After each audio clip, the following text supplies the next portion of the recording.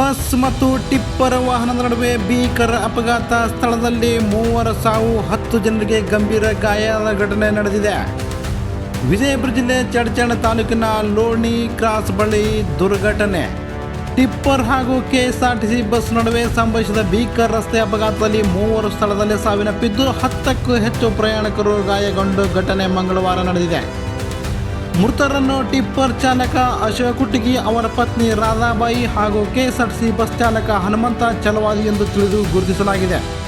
ಚಡಚಣದತ್ತ ಹೊರಟಿದ್ದ ಟಿಪ್ಪರ್ನ ಮುಂಭಾಗದ tyre ದಿಢೀರ್ನೆ blast ಆದ ಕಾರಣ ಚಾಲಕನ ನಿಯಂತ್ರಣ ತಪ್ಪಿ ಚಡಚಣೆಯಿಂದ ವಿಜಯಪುರ ಕಡೆಗೆ ಬರುತ್ತಿದ್ದ ಸಾರಿಗೆ ಬಸ್ ಡಿಕ್ಕಿ ಹೊಡೆದ ಎನ್ನಲಾಗಿದೆ. ಡಿಕ್ಕಿ ರಭಸಕ್ಕೆ 2 ವಾಹನಗಳ ಮುಂಭಾಗ ಸಂಪೂರ್ಣ ನುಜ್ಜಾಗಿದೆ. ಡಿಕ್ಕಿಯ ರಭಸಕ್ಕೆ ಸಾರಿಗೆ ಬಸ್ನಿದ್ದ 6 ಪ್ರಯಾಣಿಕರಿಗೆ ಗಂಭೀರ ಪ್ರಮಾಣದ ಗಾಯಗಳಾಗಿದ್ದು ಅವರನ್ನು ಹೆಚ್ಚಿನ ಚಿಕಿತ್ಸೆಗಾಗಿ ಜಿಲ್ಲಾ ಆಸ್ಪತ್ರೆಗೆ ರವಾನಿಸಲಾಗಿದೆ. ಇನ್ನುಳಿದ 17 ಪ್ರಯಾಣಿಕರಿಗೆ ಸಣ್ಣ ಪುಟ್ಟ ಗಾಯಗಳಿದ್ದು ಪ್ರಾಣಾಪಾಯದಿಂದ ಪಾರಾಗಿದ್ದಾರೆ. ಅಪಘಾತದ ಮಾಹಿತಿ ತಿಳಿಯುತ್ತಿದ್ದಂತೆ ಚಡಚಣ ಪೊಲೀಸ್ ಠಾಣೆಯ ಪಿಎಸ್ ಸೋಮೇಶ್ ಗೆಜ್ಜಿ ಹಾಗೂ ಸಿಬ್ಬಂದಿ ಸ್ಥಳಕ್ಕೆ ಭೇಟಿ ನೀಡಿ ಪರಿಶೀಲನೆ ನಡೆಸುತ್ತಿದ್ದಾರೆ. ಚಡಚಣ ಪೊಲೀಸ್ ಠಾಣೆ ವ್ಯಾಪ್ತಿಯಲ್ಲಿ ಈ ಘಟನೆ ಸಂಭವಿಸಿದೆ.